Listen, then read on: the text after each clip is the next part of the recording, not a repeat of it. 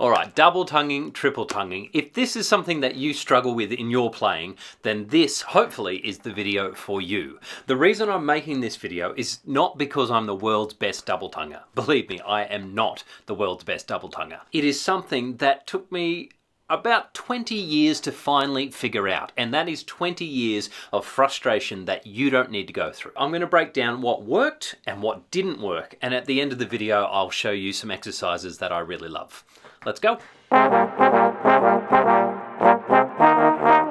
I'm going to skip really quickly through the part that you've probably already heard 1,000 times before. So the simple version is single tonguing, is starting the note when the tongue is at the front of the mouth. Da, da, da, da, or ta, ta, ta, ta, tu, tu, tu, tu. Whereas double tonguing is starting the note at the front and at the back of the mouth with the tongue.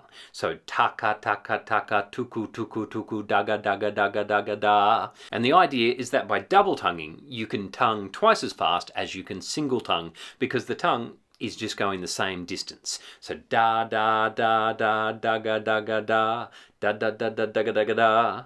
Yeah, so it travels the same distance, so in theory you should be able to do it twice as fast. What most teachers and a lot of videos on the internet will tell you is you need to practice your ta and your ka separately, or your da and your ga separately. So you need to practice articulating at the front of your mouth and then practice articulating at the back of your mouth. And look, if this works for you, great. Go for it. I'm really glad, but this made absolutely no sense to me, and it was completely useless, totally counterproductive. So here is what I think you should do instead. First thing, and this is so important, you need to make sure that you're single tonguing properly in the first place. And the easiest way to do this is to really focus on your legato tongue. So imagine for a second you turn on a tap and you've got a steady stream of water coming down. Now that stream of water is a constant. Then you take your finger and you just touch the stream of water. You're just tapping it lightly with your finger and it interrupts that stream. Now, think of that stream of water as your air stream. So we're blowing a continuous stream of air out of our mouth, and rather than tapping it with our finger, we're interrupting that stream of air with our tongue, just at the front of the mouth. So we're going like this. So the idea is once I've turned that tap on, I don't turn it off again. Yeah, rather than going and having a big gap in between the notes. So this is the first thing that's really, really important to understand. Once you turn that tap on, you've got to leave it on. Try to do the smallest interruptions of the airstream you can, the smallest possible movements of your tongue.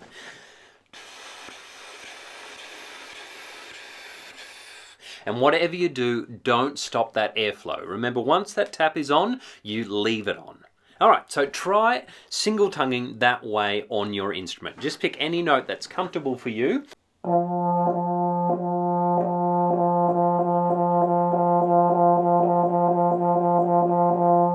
We want to aim for the smallest possible gap between the notes as we can. And I know this sounds a little counterproductive. You want to learn to double and triple tongue, so why are we spending all this time learning to single tongue when you can already do that? But believe me, 20 years of struggle, this is the part I had to figure out before double and triple tonguing happened.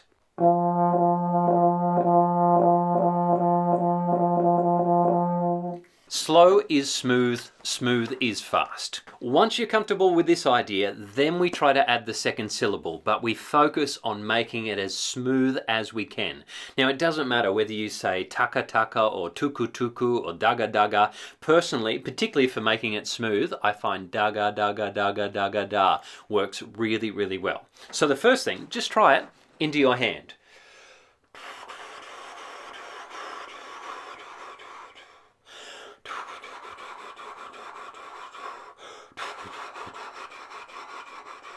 Remember, I know I sound like a broken record, but once that tap is turned on, it stays on. Your airflow keeps going the whole time.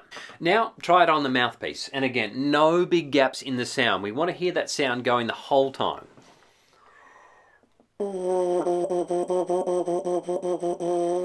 You want to think about that stream of water and imagine just flicking your finger forwards and backwards through the water. So you're just interrupting that flow a little bit. That's all we're doing. One airflow and just interrupting it with that tongue going forwards and backwards. You can practice this in the car. You can practice it when you're going for a walk. You can even practice it on a first date that you don't want to become a second date. You don't even need your mouthpiece. You can practice it into your hand.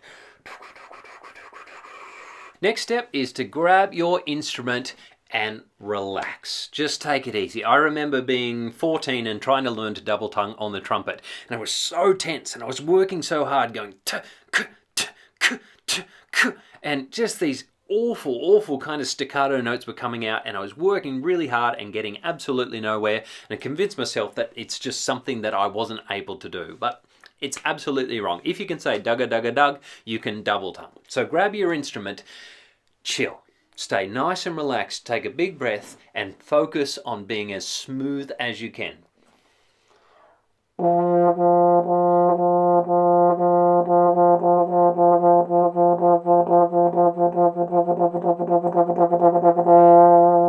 Don't worry about the speed, just focus on keeping it smooth and making it as legato as possible. Another thing that helps is to think about your tongue doing the smallest movement you can. And I find changing from taka taka taka taka to dugga dugga dugga dugga dugga dugga da helps minimize those tongue movements. So yes, you're moving forwards and backwards, but also a little bit up and down. And if you're a really visual person, there's a great MRI of this.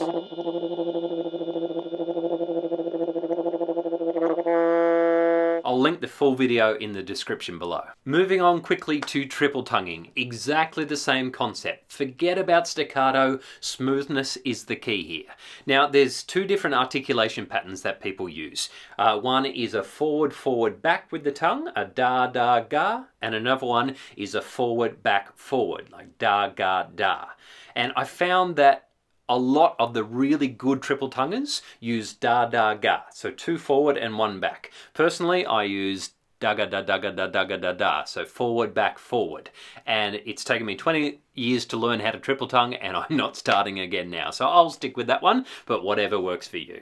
A good triple tongue should sound like a percussionist doing a roll on a marimba or a glock. Da-ga-da-da, da-ga-da-da, da-ga-da-da. And it's not because it's fast, but because the note just rings through the whole time. You don't want big gaps in your sound. You want to think of the tongue just interrupting that airflow in the smallest possible way.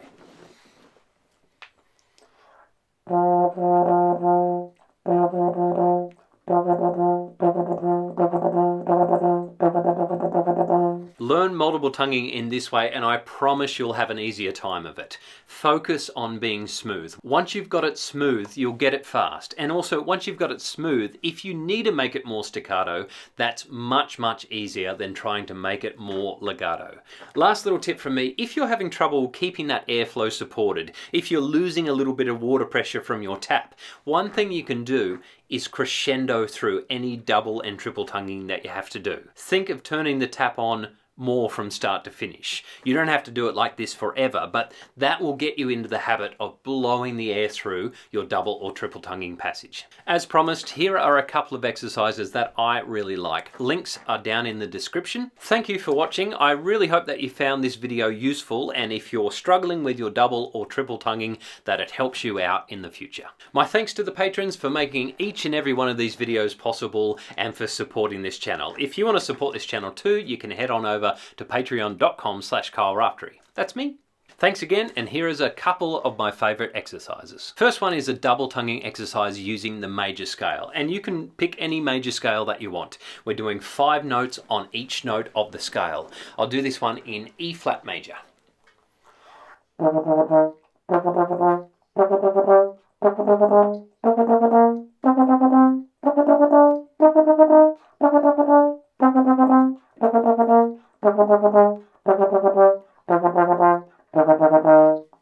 Nice and simple. Muck around with scales. You could even change it to a harmonic minor or a melodic minor scale or a chromatic scale. Just use the same pattern.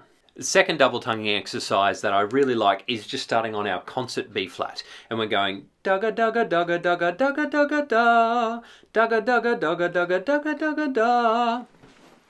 So all in first position or open vowels. And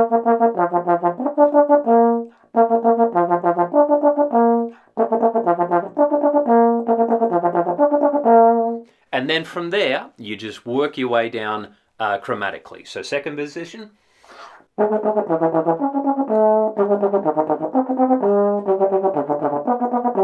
And so on until you get down to seventh position, or 1, 2, and 3, and then you'll work your way back up again. This triple tonguing exercise is actually from the Goldman series, which is a book for trumpet players, but I find it really handy on the trombone as well. And this one you'll just have to read. It's a little bit too complicated to explain, but the idea is that you're crescendoing through each of the triple tongues.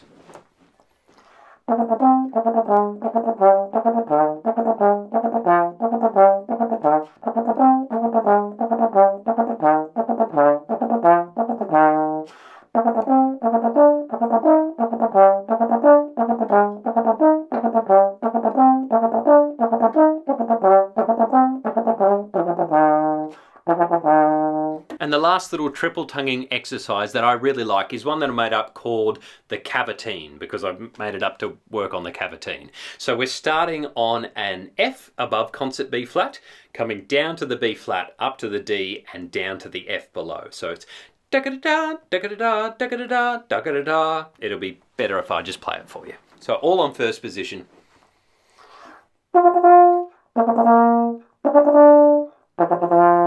And we're trying to make each of those as clear as we can. Again, think of that percussionist on the mallets. Da-ga-da-da, da-ga-da-da, da-ga-da-da, da-ga-da-da. Of course, then we move down to second position, or second valve. We move down to third, fourth, all the way down to seventh, and then bring it chromatically back up again. Again, the links to these exercises are in the description below. Have fun with them and let me know what you think about them in the comments. I'll see you next week when we're back to our usual play along videos, but I hope you've enjoyed this little departure and I hope this video has been useful.